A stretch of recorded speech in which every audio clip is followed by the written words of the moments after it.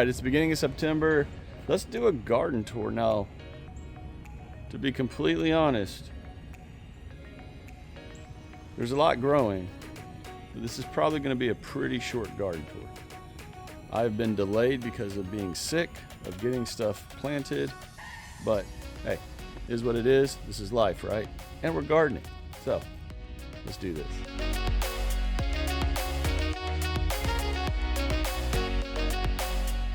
So I think I'm going to start over here. Now, I know what you're going to think when you look at this. Man, what are you, Basil Farms or something? Yeah, I've got basil everywhere, and most of these are coming out today. So look at all the basil. Now this is exactly what's going to happen when you plant your basil and you let it go to seed. It will grow and grow and grow and bring in all the pollinators, not just a few, like all of them. But intermixed in amongst all the basil, we actually do have some plants in here. Let's check them out. In here we got these lemon drop peppers that are still doing good. I'm gonna send some of those home with my mom today. We've got the Kajari melon vines, and I did actually get the correct pronunciation of this melon, Kajari. I was pronouncing it Kahari. It's definitely not Kahari, it is Kajari, but those are doing really well. I mean, those vines are just exploding, which of course this time of year they're going to. Got a zucchini plant here. Yeah, I don't expect that thing to do anything. I think I'm just done with zucchinis and squashes. Even in the fall, I can't seem to get these things to do anything. Because look right here. These are all squash plants. These are the scallop squashes that I've been dying to get to grow. And once again, I don't see anything. But I'm going to let these go for about another month. We'll see what they do. Armenian cucumber right here, the first one of those growing on here. So that's cool. And it's vining all the way up. We've got some beans on this side growing up over there. In fact, let's walk over there. Y'all, these beans have just taken off. I planted them right before Hurricane Beryl hit us. And you could see just how much growth. I mean, seriously, look at this. Look at all those bean plants all the way up over top. Starting to put on the flowers right there. Come up underneath. I have moved these things over so many times and they just keep wanting to shoot over here. I'm goofballs. Different kind of beans right here. You can see the flowers are different. They're white, where these were purple right there. No beans yet, but they're coming. I'm just really excited about the Armenian cucumber that I showed y'all doing really well. But seriously, look in here. There's just way too much basil, y'all. These are all coming out. Majority of these are coming out today. But since we're on this side of the garden, why don't we just go ahead and hit the container garden since we're over here. And again, look at this basil. Look at that plant right there. That is a Thai basil, y'all. It's one plant that I put in there with this banana plant back in spring. That thing is huge. But the figs are doing good. We got some lemons and limes. Pretty much everything over here is doing good. Now there was a moment at the beginning of August where I really thought I was going to lose pretty much everything over here. The heat was insane, y'all. But now everything's looking good. We're finally getting some more rain, so that's helping. And yeah, so this area is doing good. We've got peppers. We've got pepper plants right in here that are not dead, but I don't expect them to do anything, honestly. Since we're over here, let's hit this big 32-inch tall bed right here. If y'all are interested in this bed, check out the link down below. There is a discount code. Type that in at checkout. Save yourself some money. All right, all of these seeds right here are pepper. All these little plants right here are pepper plants. I planted from seed about a month ago. We've got these tomato plants that are doing all right. Those squashes, I thought we're going to do really good in here. They're not. That's mothball water, if you're wondering what that is right there. That just helps keep the vine borer moth away from the squash plants. So everything's doing pretty good over in this area. I am going to do something later this week. I've been slowly doing it. As you can see, I used to have one of those right there. I'm starting to get rid of these. My handle broke on the fairy garden thing here, and of course the heat over the summer just killed the fairy garden. But I'm going to slowly get rid of all these black pots. I don't mean get rid of them, but I'm going to move them and get them out of the garden. They're not doing anything, honestly. And if I do leave them, I will strictly use them for like basil plants and stuff, just pollinator attractors. The heat that those things generate, it's not worth it. And that bird is so loud, y'all. Not complaining, but he wasn't chirping when I came out here. All right, let's jump over here. Now, all that asparagus is starting to do what it does in the fall. It's starting to change colors. Here in a few months, it'll be dead. I'll cut it back. And then in the spring, I'll be able to start eating asparagus from the garden. Got a Burmese okra right here. Probably won't grow this kind of okra again. It stays pretty short, and those pods are insanely hard. I mean, maybe I will. I don't know. We'll see. But anyway, Burmese okra, asparagus, more basil, and there's pepper plants all mixed through in there, but they haven't really produced this year at all. This bed is where, of course, I had the sweet potatoes, and later today I plan on planting corn in this bed. We'll see what it does. I still have a long time before my first expected frost date of December 3rd, so plenty of time to grow some corn in there. Just experiment. I want to see what it'll do. If it does good in the fall, then I will definitely plant corn in the spring. Obviously not in that bed. That's the sweet potato bed, but always experimenting, right? Okay, this looks absolutely terrible, but most of everything that's dead are the sweet potato vines that were from down here. I just haven't beautified that at all.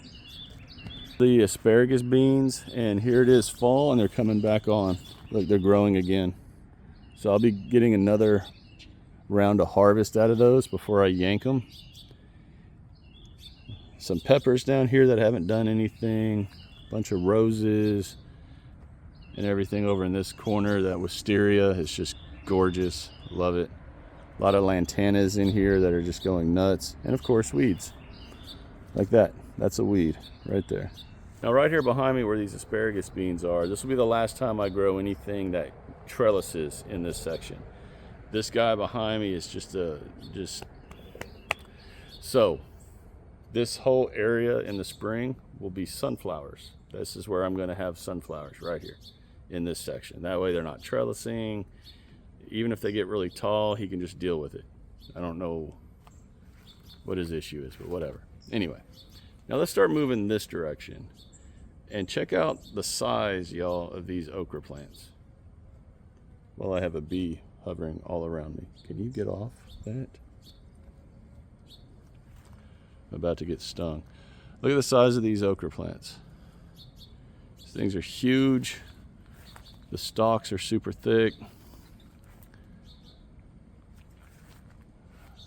They are definitely producing. Look at that okra back there in the back. That thing is massive, y'all. Can't do anything with that except harvest the seeds, but that's all right. Y'all check that out. Got a ladybug here eating aphids. That is what I'm talking about. Because these plants definitely have brought on some aphids. That's all right. Let's move on down. So again, okra. Now these Alabama okras right here, I want to show a difference. Now last night, apparently I got blown up while I was sleeping about not being able to grow okra, or I don't know how to grow okra, or I don't know. Go read the comments if y'all want to see all that. I obviously know how to grow okra. The difference is different okra plants have different genetics. The okra plants I just showed have very, very thick stalks, can withstand crazy wind. These Alabama Red, well, have pretty thin stalks. So a few days ago, this whole section was laying over right here. I put that gate up to hold them in. Now we swing over right next door, these okra plants, thicker stalks, and they're doing just fine. I think I know how to grow okra. Just saying. Swinging on down, we got some orange jings. I love these okras. They're so pretty. They actually taste really good too.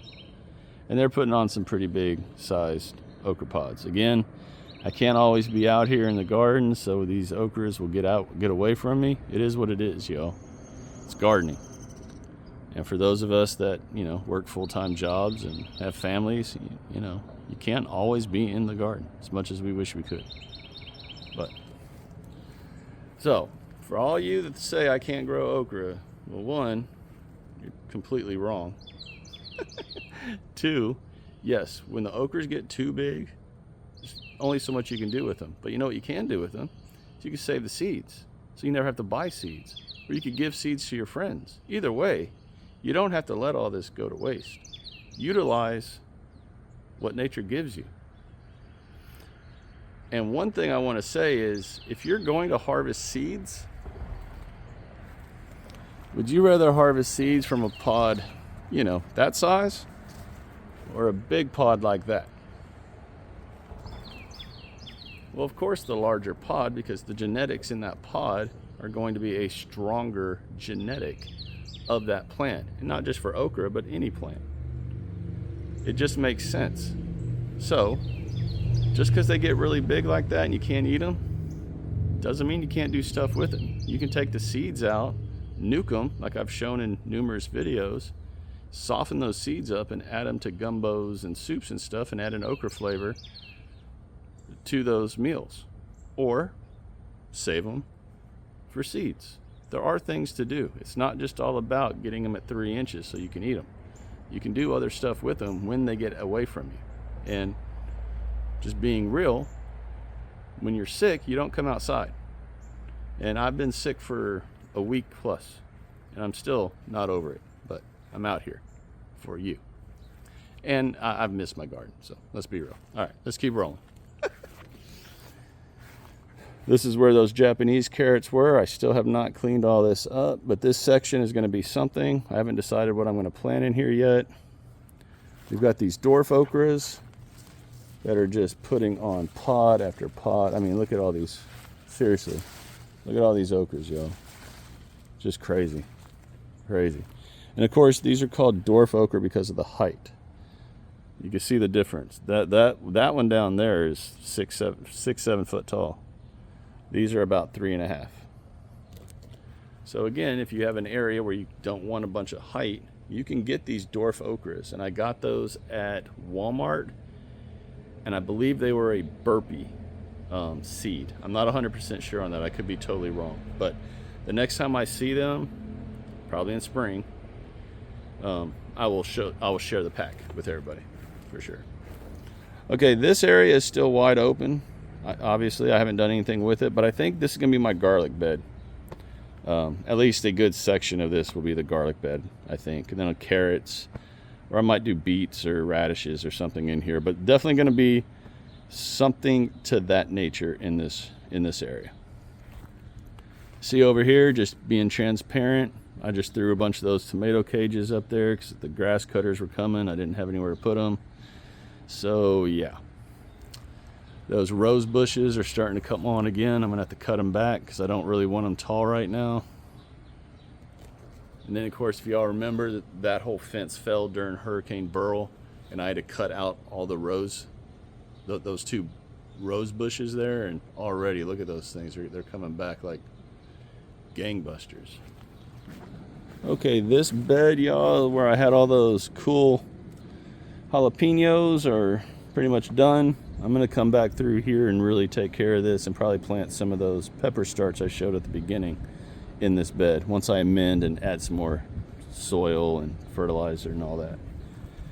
Same with this bed. I have to totally tear it out once again, get it ready for whatever.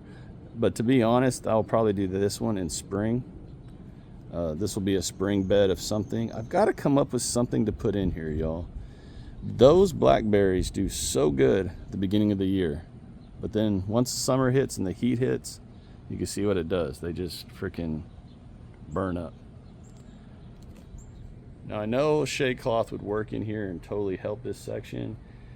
I still have to run irrigation in this bed. I just haven't done it. Tend to get a little lazy sometimes, or I'm just hurting, just to be honest, or I'm sick. But help me come up with something to put in this bed. Now here are the parameters of this bed, or here are the issues with this bed. I don't have any shade that blocks this bed. So by June, July, August, anything in this bed, except apparently basil, gets torched. Now I know a shade cloth would help in this section, but if y'all can think up some crops I could put in here,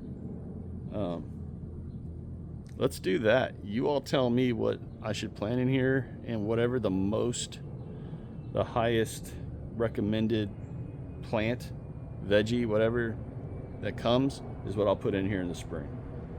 Because I'm just kind of at a loss for this bed, and it's mainly because of the heat. The sun just cooks this bed so bad, but it is what it is.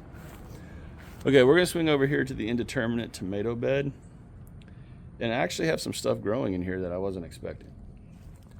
So right off the bat, that's my single seed challenge 2024 plant. It's doing good. I mean, ish. We'll see what it does. You know what? Look what I just found. A doggone army worm, y'all. Okay, so that's about to die. I was wondering why the leaves were looking like this. Oh, there's more right up there. Daggone it. Okay. So at the end of this video, I'm going to be doing surgery. That's all right. At least I caught it, right? Got some cosmos flowers growing. This area is just open right now. I have no idea what I'm going to put in here. We got the beans. And hey, look at that. More okra. Huh. For someone who can't grow okra. Apparently, I can. All right, lots of more okra in here. And what's fun about these okras right here, if y'all remember when I planted the seeds, I believe these are the Star of David okra. And these were from pods that I literally found in the top of my closet that have probably been up there for 2 years. Literally, not exaggerating. Wasn't sure if they'd even grow, if they do anything, and seriously, look at those things grow. Okra is an amazing plant, y'all.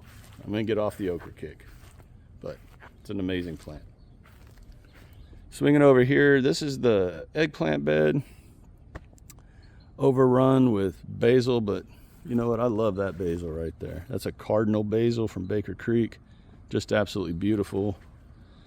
My rosemary, that was a 6-year rosemary, 6-year-old rosemary that was back in there hidden, and I completely forgot about it. And yeah, pretty bummed. Really, really, really like that plant, but it is what it is. Eggplants are in here, but not growing the way that I wish they were. Obviously, because they're overcrowded, and I got just mint and weeds and basil and just everything in the sun in this bed. But wanted to show it to y'all. Keeping it real. Got a couple of squash plants down there. Now these are a different type of squash plant. I'm not sure if they're going to do anything at all. Probably not. But it is what it is. There's a little white okra, or I'm sorry, I got okra on the brain. Little white eggplant right there. So y'all, that's pretty much the garden tour for today, September 2nd. I think today's the 2nd. But yeah, so that's everything going on out here. I am going to start ripping out a lot of basil plants. Like, I have way too many. This is crazy. Like, seriously, looking around, it's just nothing but basil, which is good. It smells good out here. Lots of bees, pollinators, but can't really grow stuff when the sun can't get to it.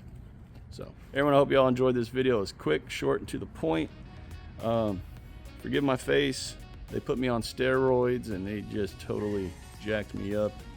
Brought on fever blisters like I haven't had since elementary school, and it is what it is.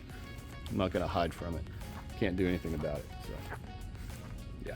As always, everyone, if y'all enjoyed this video, if you got inspired in any way, if you're thinking, hey, I wish I was doing this, oh wait, he's doing that, or whatever, do me the 3 favors: share, like, and subscribe to this channel if you've not done so already. I'd love to have everyone join all of us like-minded gardeners in this amazing community here on YouTube.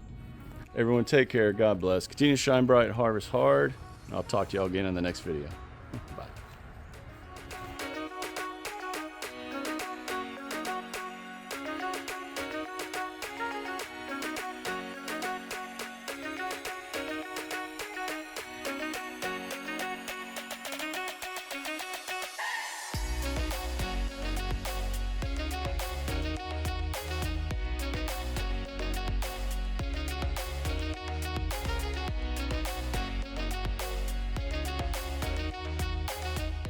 More room we have now. That's a lot of basil, y'all.